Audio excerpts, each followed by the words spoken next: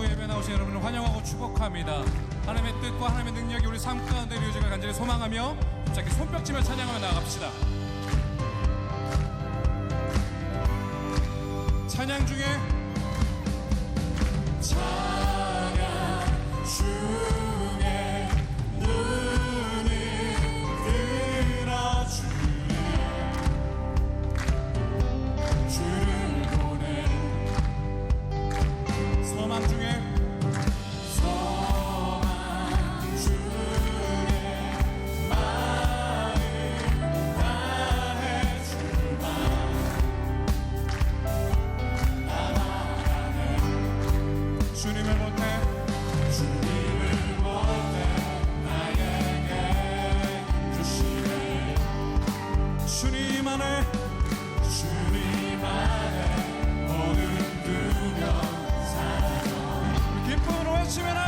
호산나 호산나 호산나 구원의 주 하나님 찬양 받으실 주님 호산나 호산나 호산나 우리에게 임하셔서 주님의 뜻을 이루어 주옵소서.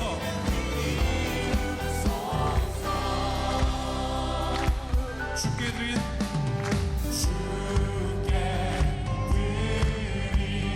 마음 다하고 주님 들으소서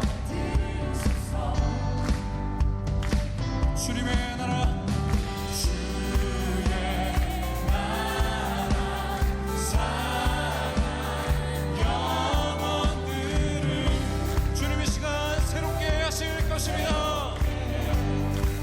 주님을 바라보며 나에게 주시네 주님 안에 모든 두려움 사라져 우리를 새롭게 하신 주님을 바라보며 호산나 호산나 구원의 주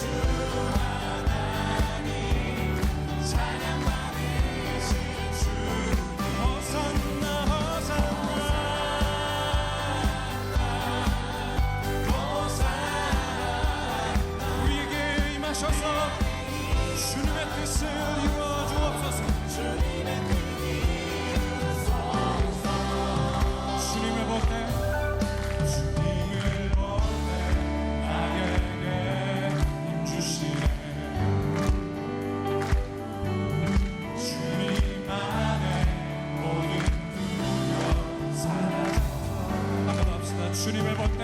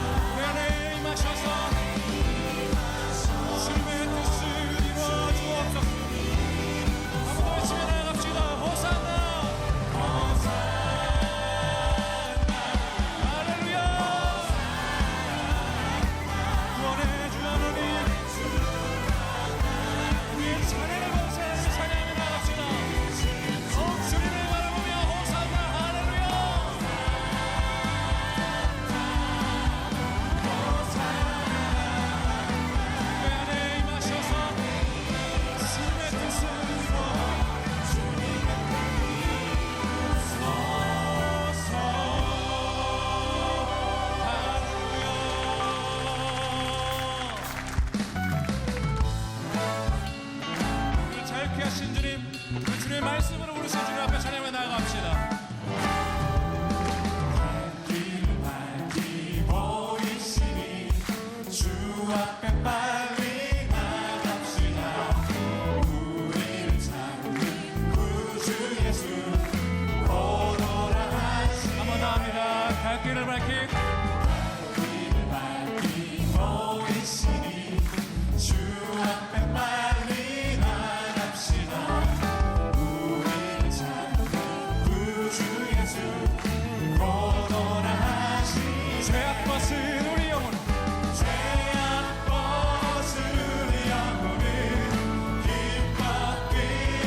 주를 보겠네.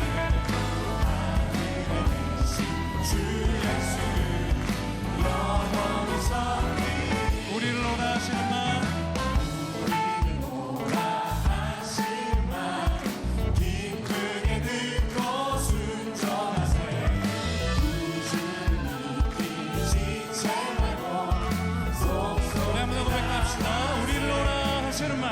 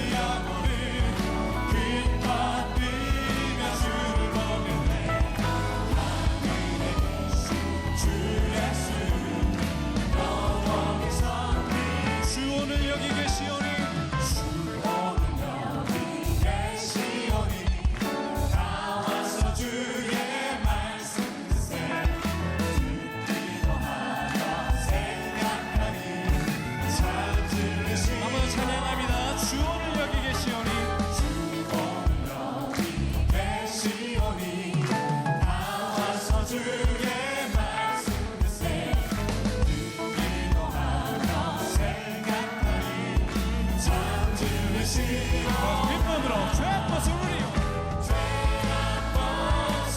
우리 영혼이 기뻐 뛰며 주를 보겠네. 주 예수 영원히 섬기. 죄악벗은 우리 영혼이 죄악벗은 우리 영혼이 기뻐 뛰며 주를 보겠네.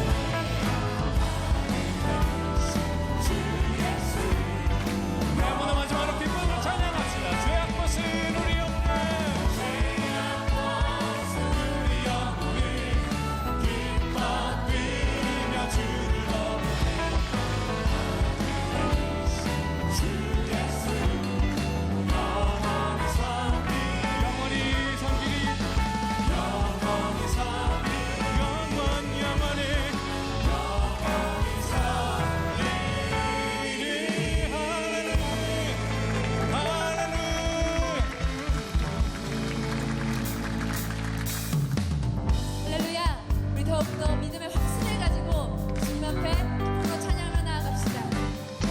하늘 위에 주님밖에, 하늘 위에 주님밖에 내가 사모할 자 이 세상에 없네. 내 맘과 힘은 믿을 수 없네. 오직 한 가지 그 진리를 믿네. 주는 나의 힘이요, 주는 나의 힘이요, 주는 나의 힘이요, 영원히 주를 의지하는 나의 힘이요, 주는 나의 힘이요, 아멘. 주는 나의 힘이요, 주는 나의 힘이요, 영원히 주를 의지. 다시 한번 고백합시다. 하늘 위에 주님밖에, 하늘 위에 주님밖에, 오직 주님만 내가 사모할 자, 내가 사모할 자 이 세상에 없네. 우리 이렇게 고백합시다. 내 맘과 힘은 믿을 수 없습니다. 믿을 수 없네. 오직 한 가지 그 진리를 믿네. 주는 나의 힘이요, 주는 나의 힘이요, 주는 나의 힘이요,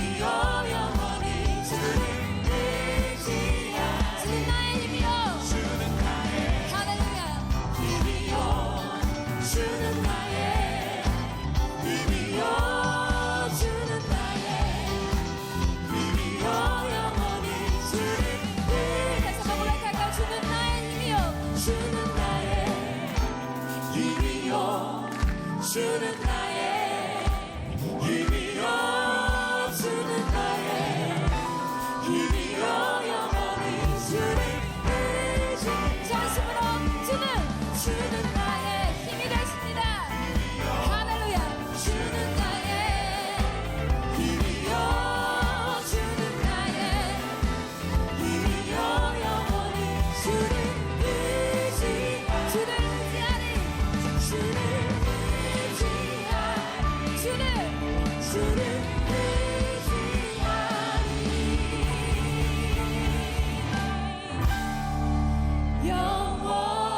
영원히 아멘.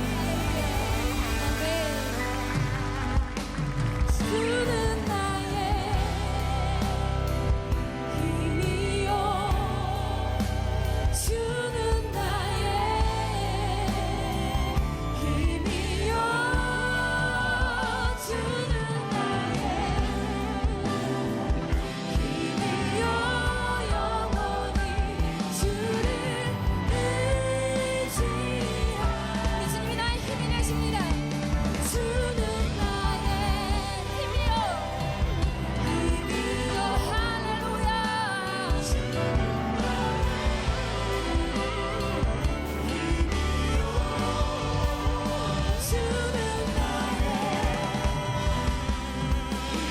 힘이요 영원히 주를 의지하리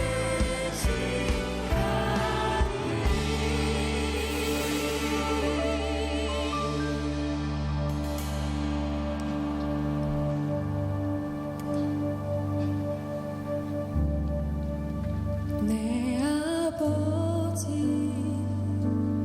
그 품 안에서 내 영혼은 안전합니다. 주 손길로 내 삶을 안으시니 그 평강이 나를 덮습니다. 나 비록 넘어지며 흔들리지만 주 내 안에 거하며 나를 붙드시니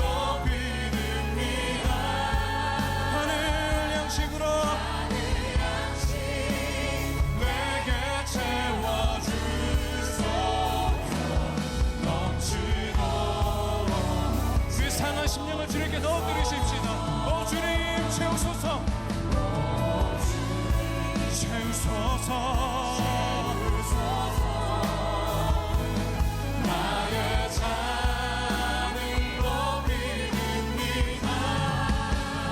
양식 내게 채워주소서. 우리 간절한 마음으로 주님께 고백하며 나갑시다. 오 주님 채우소서.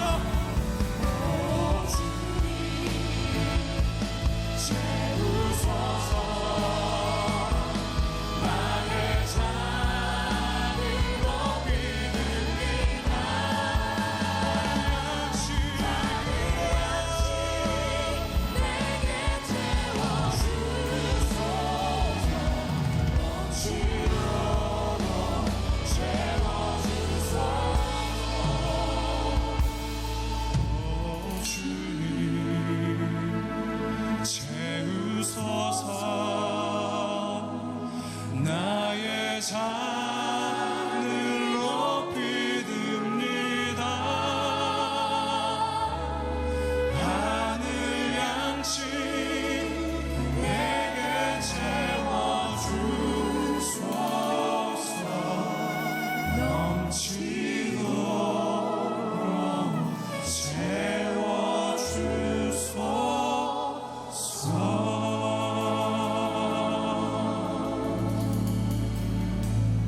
기도하겠습니다.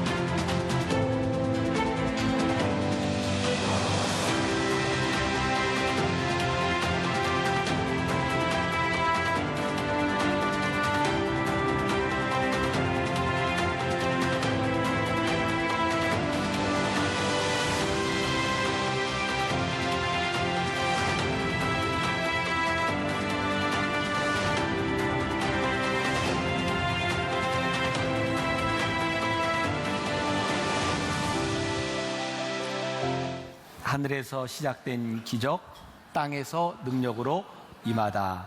지난주에 말씀을 혹시 기억하시나요? 서론적인 부분에서 기적의 시작, 틀을 깨라, 이런 말씀을 드렸어요.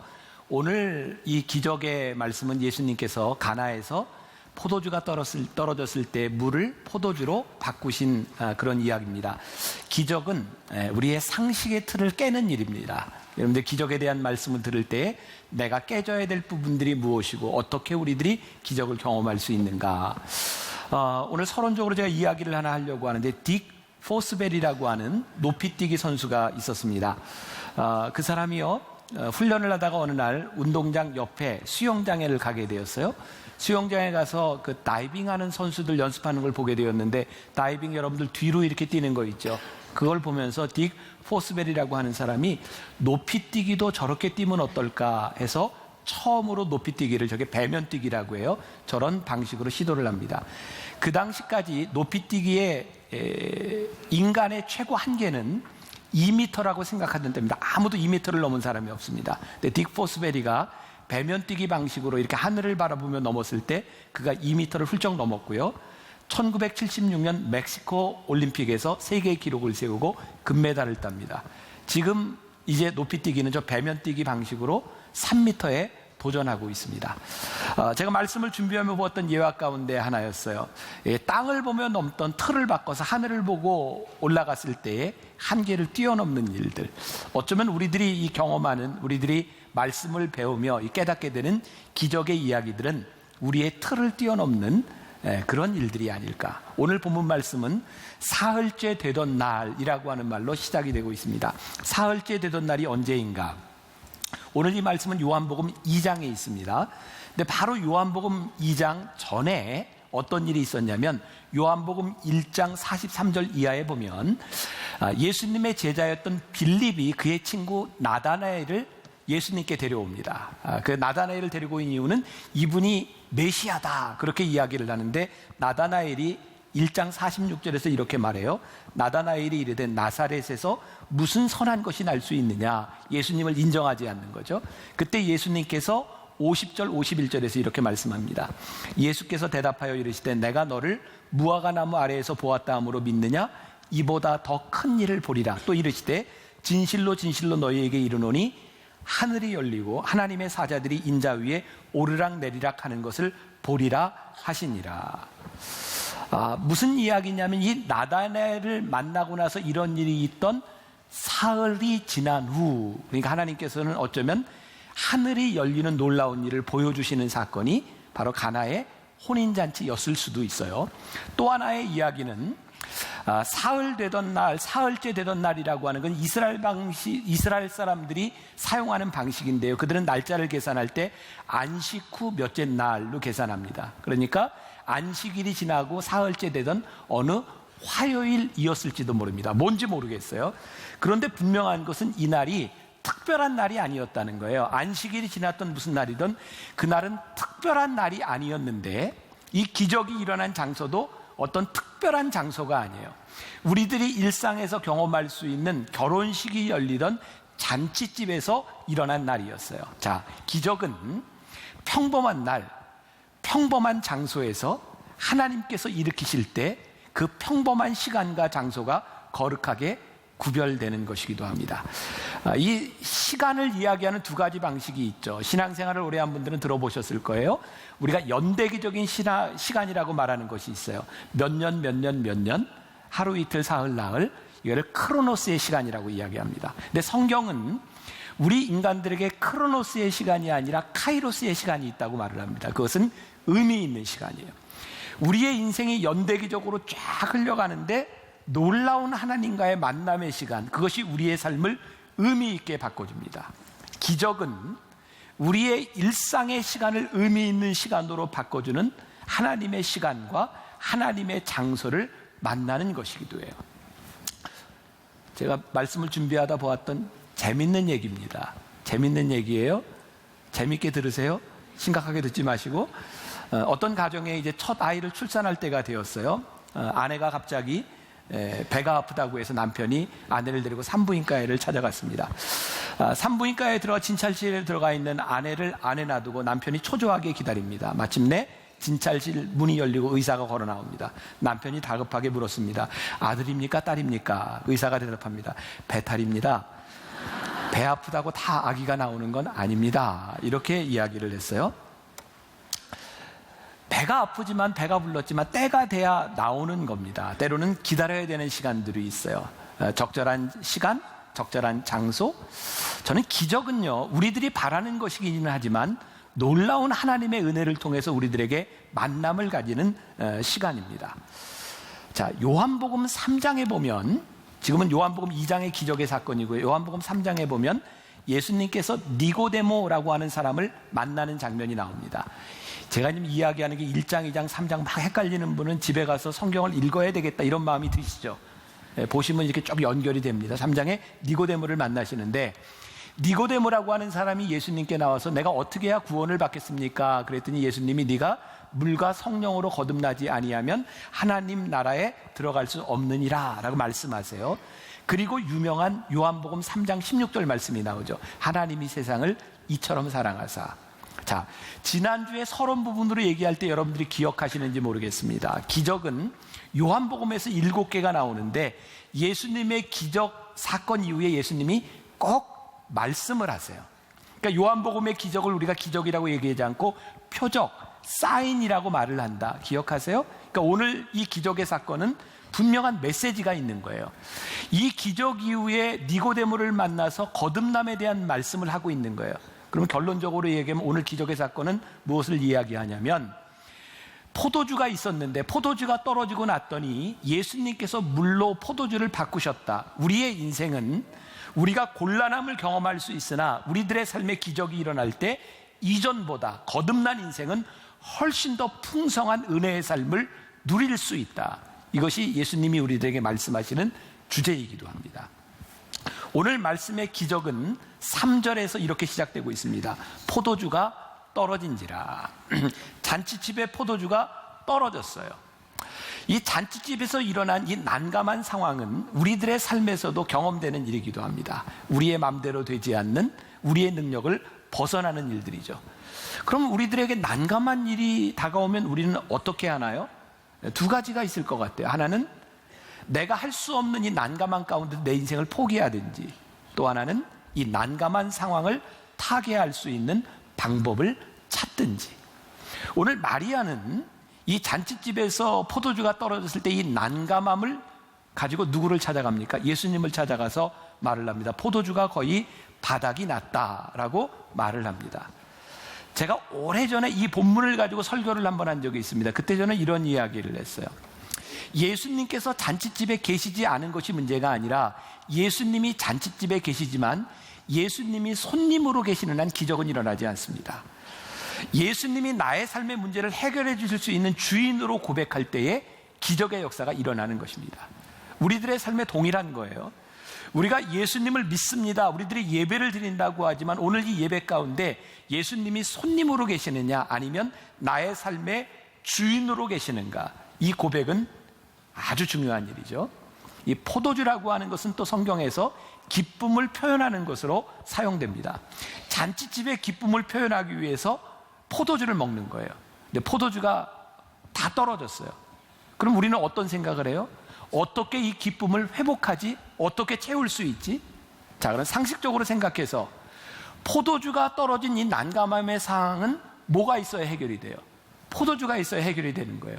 근데 예수님께서는 포도주를 주시지 않고 뭐를 채우라 그랬어요? 물을 채우라고 말씀하셨어요. 자, 기적에 대한 굉장히 중요한 원리가 하나 있어요.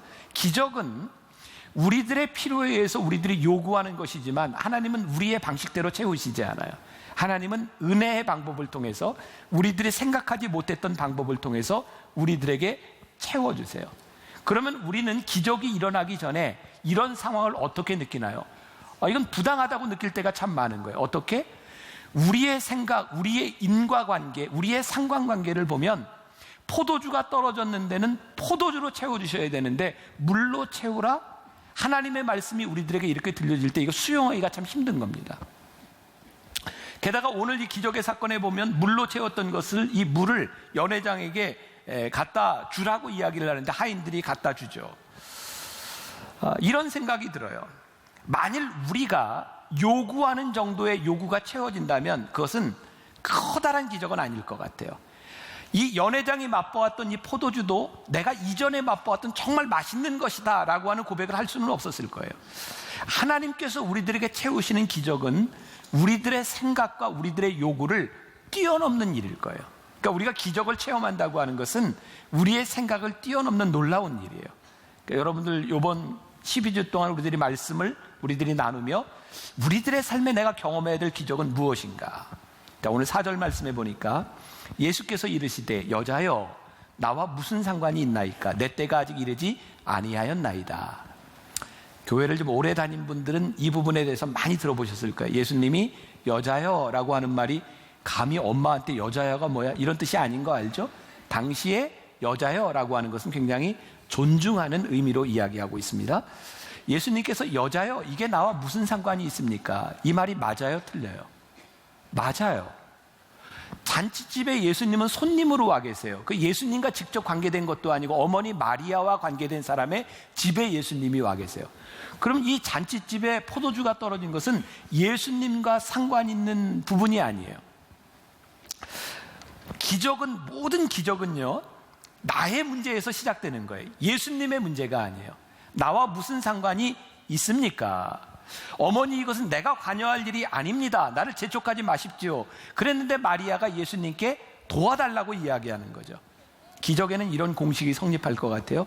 기적의 시작은 우리 인간들이 가지고 있는 난감한 문제에서 출발하고 예수님과 상관없는 문제지만 예수님께서 무언가를 시작하시는 거예요. 예수님의 필요가 아니라 우리의 인생의 난감함과 필요 가운데 우리들이 나아갈 때에 상관없으신 예수님이 우리들의 삶에 상관하시는 거예요. 일하시기 시작하시는 거예요. 자, 그래서 우리는 이런 결론을 내릴 수 있어요. 기적에 관한 한 모든 주권은 예수님에게 있다. 문제는 우리들에게 있지만 그 기적을 행하시는 주권은 예수님께 있다. 자, 여기에서부터 기적의 공식이 시작되는 거죠. 오늘 5절 말씀에 그의 어머니가 하인들에게 이르되 너희에게 무슨 말씀을 하시든지 그대로 하라고 이야기를 합니다. 기적이 일어나기 위해서는 예수님의 명령을 들어야 되는 거예요. 자, 여기에서 우리의 문제가 생겨요. 우리들의 문제는 있는데 우리들이 난감한 문제를 가지고 주님께 나아가는데 우리들이 어떻게 주님의 명령을 듣냐 이거예요. 하인들이 주님의 명령을 들었기 때문에 순종하든 하지 않든 이런 일들이 일어날 수 있는데 우리는 어떻게 주님의 음성을 듣는가? 오늘 저는 다른 때보다 좀 일찍 일어났어요. 그래서 이제 어머니 기도실에 가서 이 말씀을 붙들고 이렇게 제가 읽고 또 기도하는 중에 하나님, 이 기적의 이야기들이 우리 성도들에게 공허하지 않도록 도와주세요. 공허하지 않으려면 이 기적에 대한 말씀을 들으며 우리들의 인생의 난감한 문제들을 놓고 우리들이 하나님의 음성을 들어야 되는데 우리들이 기도하지 않고 하나님의 말씀을 보지 않고 어떻게 하나님의 음성을 들을 수 있겠습니까? 놀라운 일은요, 우리들이 기도하고 하나님의 말씀을 들을 때에 하나님이 해결하시는 방법과 명령들이 우리들이 생각하는 상관관계, 인간관계로 풀어주시지 않는다는 거예요. 하나님의 말씀은 우리들에게 정말 황당하게 들릴 때가 있어요. 하나님의 말씀이 우리들에게 들려질 때 하나님, 이 상황에서는 도대체 맞지 않습니다라는 일이 일어날 수 있어요. 그런데 문제는 하나님께서 우리들에게 기도 가운데 말씀 가운데 명확하게 말씀하실 때 그것은 우리의 상관관계에 대한 부분이 아니라 하나님의 주권에 대한 문제라는 거예요.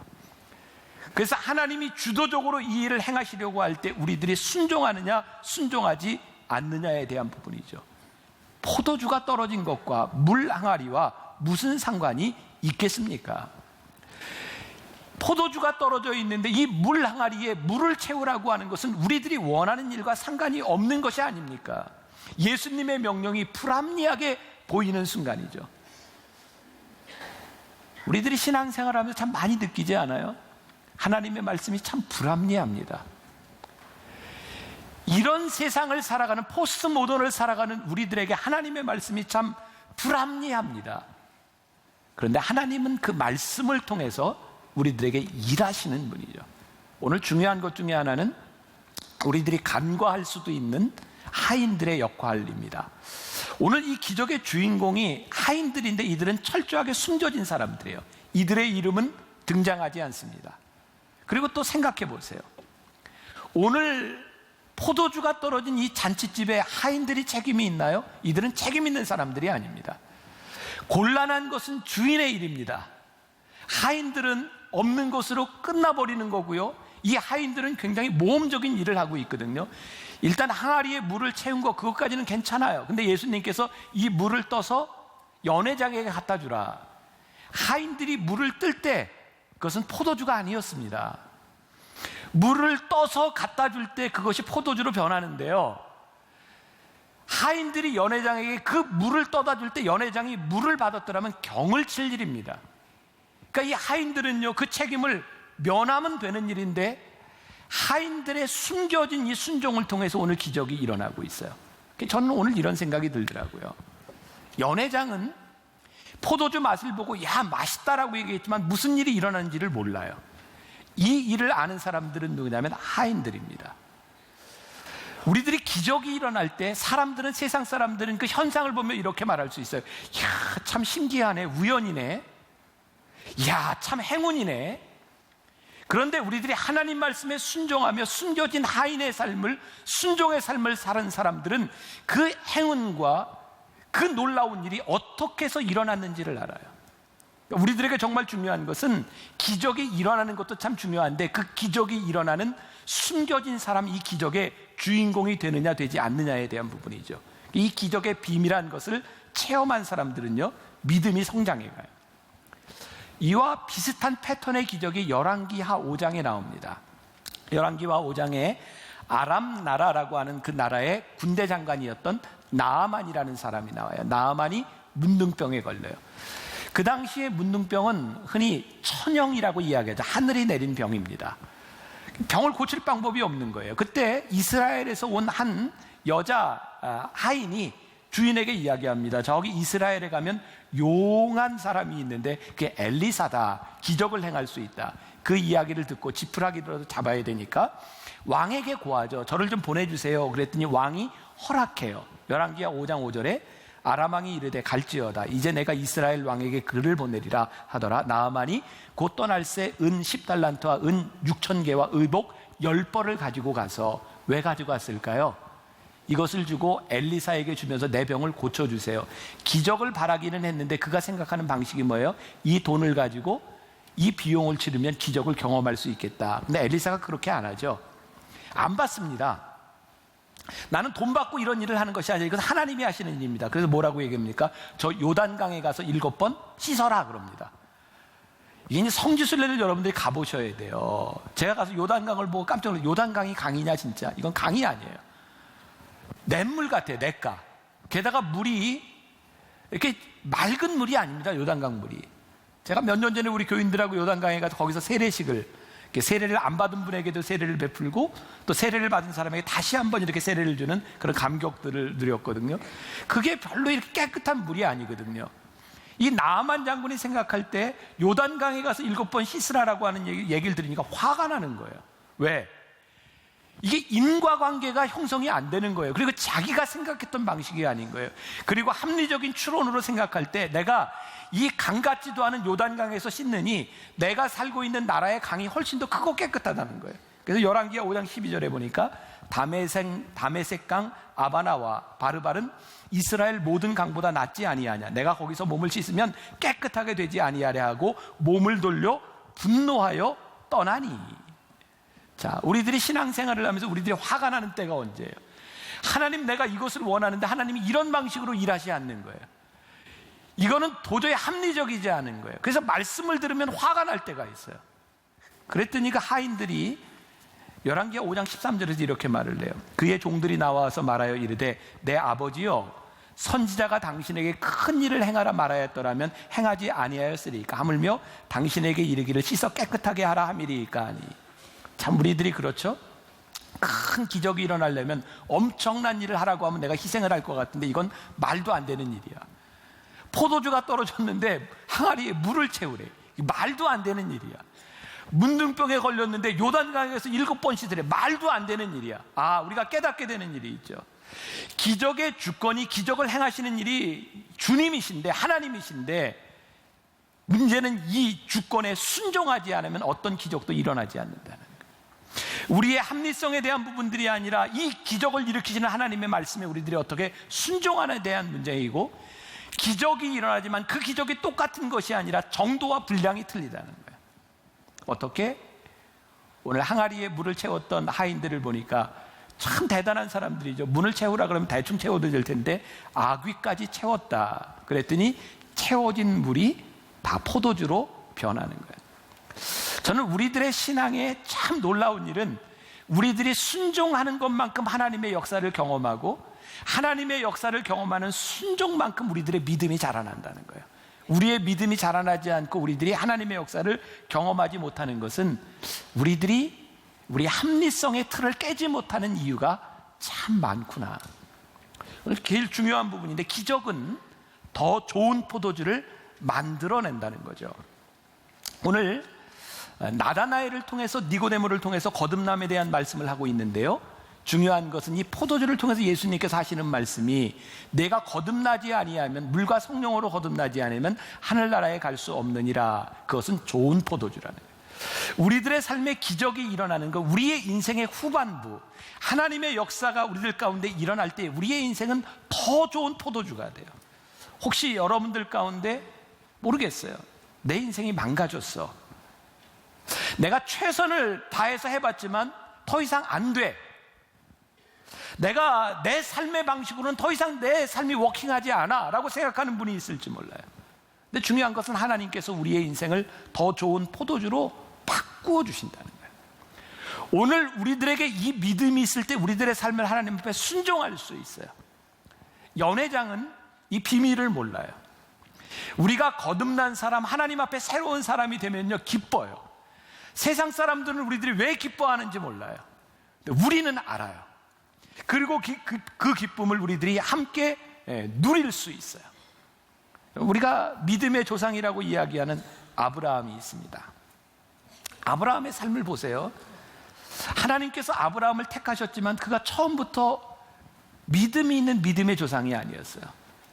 작은 것에서부터 하나님께서 그에게 순종하는 것을 가르치죠. 참 놀라운 일은 그가 순종했을 때마다 하나님을 점점 더 알아가고 그가 순종했을 때마다 더 큰 순종과 믿음으로 나아가요. 아브라함에게 있어서 가장 어려웠던 순종의 순간이 언제였을까요? 창세기 22장에 보면 그의 아들 이삭을 제물로 바치라는 거였어요. 22장 1절에 보면 하나님이 아브라함을 시험하시려고 이삭을 바치라 그래요. 근데 생각해 보십시다. 하나님께서 아브라함에게 약속해 주신 게 뭐예요? 내가 너로 하여금 큰 민족을 이루겠다. 하늘의 별처럼 바다의 모래알처럼. 근데 하나님께서 유일하게 그 자손으로 이삭을 주셨어요. 그럼 아브라함이 생각할 수 있는 추론이 가능한 거죠. 하나님의 약속은 이 아들 이삭을 통해서밖에 이어질 수 없는 거예요. 근데 하나님께서 아브라함에게 이 자식을 제물로 드리라는 거예요. 그러면 우리가 흔히 생각하는 상관관계, 인과관계가 다 끊어지는 겁니다. 이것은 아무것도 할 수 없는 거예요. 아브라함이 하나님 앞에 순종한다고 하는 것이 얼마나 힘든 일이었을까. 하나님의 음성을 들었지만, 하나님의 말씀이 분명하지만 내 합리성으로 이해되지 않는 것에 순종하는 것이 얼마나 힘들었을까. 근데 아브라함이 하나님 앞에 순종했을 때 하나님은 기적을 만들고 계셨어요. 어떤 기적? 이미 하나님께서 숫 양을 준비해 놓으신 여호와 이레의 축복이었어요. 이것을 경험한 아브라함에게 있어서 그의 삶이 어땠을까요? 내가 이전에는 내가 추론할 수 있는 삶의 방식으로 살았지만 이것을 뛰어넘는 하나님의 은혜와 기적을 체험했을 때 아브라함의 삶이 얼마나 담대해졌을까요? 이것이 기적을 체험한 사람들의 삶이거든요. 우리가 기적을 체험하지 못하면 우리는 늘 그 순간에 머무를 수밖에 없어요. 지난주에 어떤 모임에 가서 목사님의 설교를, 아주 짧은 설교를 듣게 되었는데 제가 진짜 멋진 설교를 들었어요. 이 목사님이 요즘 사순절에 교인들과 여호수아서를 이렇게 나누고 있는 것 같아요. 여호수아서는 이스라엘 백성들이 가나안 땅에 들어가는 게 나와 있죠. 가나안 땅에 들어가기 전에 이스라엘 백성들이 요단강을 건넙니다. 길갈에서 요단강을 건너요. 요단강을 건널 때 하나님의 말씀에 의지해서 요단강에 발을 디뎠을 때 요단강이 갈라집니다. 그렇죠? 요단강이 갈라져서 가나안 땅으로 들어가요. 이 목사님이 이런 이야기를 하죠. 이스라엘 백성들이 처음 출애굽해서 나올 때 그들이 만났던 것은 홍해였고, 모세가 지팡이를 들었을 때 홍해가 쫙 갈라져서 그들이 출애굽해서 가나안을 향해 갑니다. 근데 우리들이 간과하는 게 있다. 하나님께서 요단강을 가르시고 홍해를 가르신 것에 우리들이 집중하는데, 성경에 보면 홍해를 가르신 다음에 다시 홍해가 합쳐져서 막히는 것이 있다. 요단강을 가르신 후에 그들이 건너가고 난 후에 다시 요단강이 합쳐진다. 근데 우리들은 그것을 간과한다는 거예요. 하나님께서 우리들에게 새로운 미래를 여실 때 우리들에게 한 가지 분명하게 하시는 것이 있는데, 과거를 닫으신다는 거예요. 과거를 단절시키신다는 거예요. 우리들의 삶에 놀라운 기적이 일어나는 이 거듭남은 무엇을 의미하는가? 우리들에게 새로운 미래를 열어주실 뿐만 아니라 과거를 닫으시는 거예요. 하나님의 기적을 경험하게 되었을 때 우리들의 삶에서 일어나는 일은 과거의 단절이고 새로운 포도주를 맛보는 일이에요. 아주 굉장한 일 아닌가요? 우리들의 삶에 새로운 삶을 경험하고 새로운 삶을 기대하는 것. 오늘 기적의 주인공, 숨겨진 종들, 하인들, 제가 말씀을 준비하면서 읽었던 어떤 이야기인데, 김운용이라고 하는 교수님이 아마 신학교 교수님인 것 같아요. 그분의 이 칼럼에 나오는 이야기예요. 어느 날 강의를 하는데 거기에 참석한 학생 중에 몽골 선교사로 갔던 분이 들어왔어요. 이런저런 이야기를 하다가 이분이 1990년대 초에 이제 서울에 있는 어떤 대학 영문과를 졸업하고 코이카 봉사단원으로 몽골에 갔다가 선교사님을 돕다가 선교사님들이 당신 같은 사람이 몽골에 필요합니다는 이야기를 듣고 한국으로 돌아와서 신학을 공부하고 선교사가 돼요. 몽골에 가서 10여 년 동안 선교사로 사역을 하고 이제 아이들이 다 커서 아이들에게 이런 이야기를 했대요. 아빠가 왜 선교사가 됐고 여기서 무슨 일을 했고 이런 이야기를 쭉 듣더니 아이들이 기록을 찾아본 거예요. 몽골의 초기 선교 역사의 기록을 찾아보는데 아이들이 와서 아버지의 이름이 없어요. 그래서 이분이 기록을 찾아봤대요. 그랬더니 그 기록이 이렇게 돼 있다는 거예요. 초기에 누구누구 선교사 등이, 이분의 이름은 어디에 들어가 있어요? 등이에 들어가 있는 거예요. 이름이 없는 거예요. 그때 히브리서 12장을 묵상하는데 거기에 그런 말씀이 있더라고요. 구름같이 둘러싼 허다한 증인들, 이름이 나타나지 않는 허다한 믿음의 증인들, 내가 여기에 들어가 있는 거구나. 그래서 그분이 잊혀진 이름이라고 하는 단편 소설을 가지고 몽골에 대한 이야기를 써요. 제가 오늘 왜 여러분들에게 이런 이야기를 하는가? 우리들이 드러나지 않지만 우리들이 등이라고 생각하는 잊혀진 이름 같은 하인들처럼 우리들이 기적을 만드는 사람이 될 수 있구나. 기적을 만드는 그 기쁨을 맛보는 사람들은 일이 어떻게 일어나는지 모르지만 우리는 하나님의 말씀에 순종하여 기적을 만드는 그 과정을 봐온 사람들이에요. 그리고 우리들에게 믿음과 순종이 우리들에게 시작되는 거예요. 우리들이 체험하는 기적도 참 중요하지만 우리를 통하여 숨겨진 이들처럼 살았던 우리의 믿음의 헌신과 순종을 통하여 기적이 일어나는 걸 우리들이 봐요. 이건 우리의 신앙에 참 놀라운 일이다. 오늘 본문 말씀 10절에 말하되 사람마다 먼저 좋은 포도주를 내고 취한 후에 낮은 것을 내고는 그대는 지금까지 좋은 포도주를 두었다 하니라.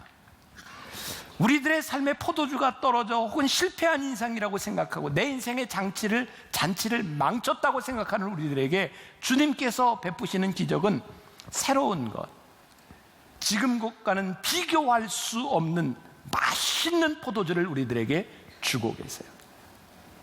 어제 우리 장로님들과 함께 저기 광교에 있는 그 둘레길을 이렇게 한 2시간만 같이 걸었어요. 걸으면서 제가 장로님에게 그냥 가볍게 물었어요. 그 광교 그 호수 주변에 보니까 아파트 그다음에 뭐 전원주택처럼 너무너무 멋있게 이렇게 있더라고요. 참 저기 좀 비싸겠다 뭐 이러면서 장로님들은 평생 세상에서 살았으니까 저 집값이 얼마나 될지, 어떤 집을 사야 오를지, 지금 이렇게 오를지 나에게 좀 얘기를 좀 해달라고 제가 가볍게 물었어요. 그랬더니 장로님들이 너무 진지하게 대답을 하는 거예요. 제가 당황했어요. 저는 그냥 농담처럼 물었던 건데 어떤 장로님이 저에게 이렇게 얘기해요. 목사님, 제가 젊었을 때는 그 집을 하나 사고 이렇게 돌아다니면서 그렇게 그거 돈 몇 푼 더 버는 게 그렇게 내 인생에 중요했어요. 그런데 요즘 하나님이 저에게 깨닫게 하신 건 그게 그렇게 중요하지 않다는 걸 저에게 깨닫게 하셨어요. 제가 가볍게 물었다가 진지하게 대답하셔서 굉장히 좀 당황스러웠었는데 제가 그 얘기를 들으면 참 귀하다. 우리 장로님들 이제 연세가 많이 들었잖아요. 60을 넘어간 분들, 저분들의 삶이 저렇게 진지하게 저렇게 귀하게 살아가고 있구나. 제 마음속에 그런 소원이 생기는 거예요. 하나님, 우리 성도들의 삶에 이전까지 살아왔던 것이 아니라 새로운 포도주를 만드는, 하나님 앞에 순종하며 우리들에게 기적을 맛보는 인생을 살아가게 하여 주옵소서.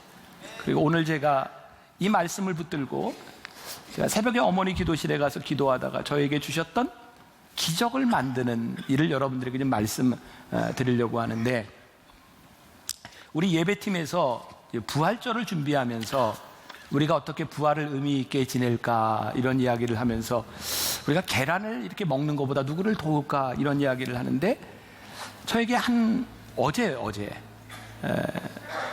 우리 교인 중에 이번에 신천 권사님 된 분인데 작년 12월 25일에 이렇게 동료를 도와서 작업하던 중에 폭발 사고가 났어요.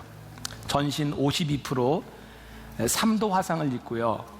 병원에 이렇게 치료를 받고 있는데 그 자녀들도 우리 교회에 다 나오고 있고, 이 권사님의 부인은 남편을 이렇게 간호해야 되는 것 때문에 직장을 그만두게 되었고, 그리고 산재 처리가 다 돼야 되는데 이 화상을 입어서 이제 눈 뭐 이런데 수술을 하고 하는 부분들은 또 이렇게 적용이 안 되는 것 같아요.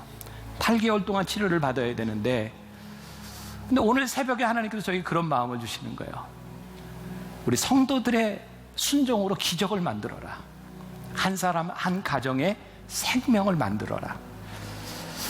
제가 순종해야 되겠다는 생각이 들었어요. 하나님, 우리 성도들이 기적에 대한 말씀을 나누는 가운데 우리들이 잊혀진, 숨겨진, 우리들이 하나도 드러나지 않지만 하나님 앞에 순종하는 마음으로 생명을 만들면 좋겠습니다. 그리고 또 이번 주 중에 제가 어떤 저에게 온 메일을 보게 되었는데, 저에게 도와달라 이런 이야기가 아니었어요.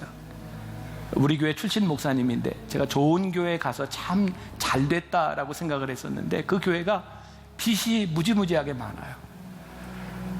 그래서 잘 갔다고 생각했는데 저한테 한 번도 이야기를 하지, 제가 그렇게 어려운 줄 몰랐는데 몇 달 동안 월급도 받지 못하고, 그리고 그 규모가 있는 그 큰 교회인데 목사님이 타고 다닐 차도 없어서 버스 타고 다니면서 신방을 하고, 제가 우리 부목사님들을 그렇게 가르쳤거든요. 제가 배운 것처럼 우리 목회자는 아무리 어려워도 모래바닥에 코를 쳐박고 죽어도 교인들한테 돈 없다는 얘기 하는 거 아니야. 그 목회자의 자존심이야.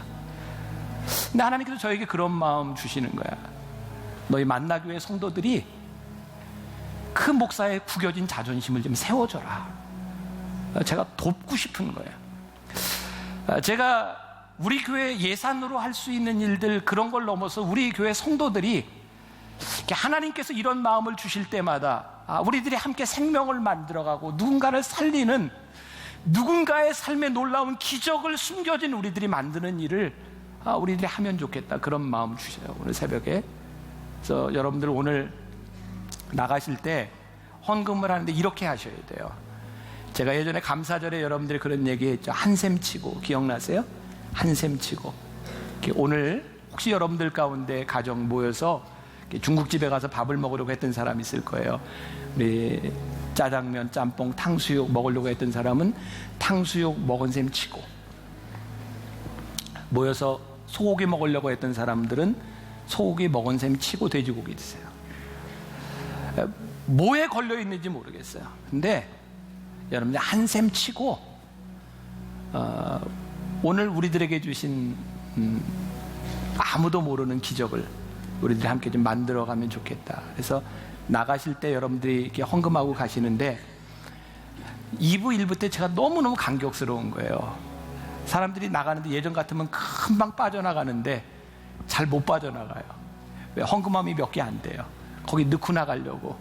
그런 거 보면서 참 내가 목사로서 너무 기쁘고 감사하다.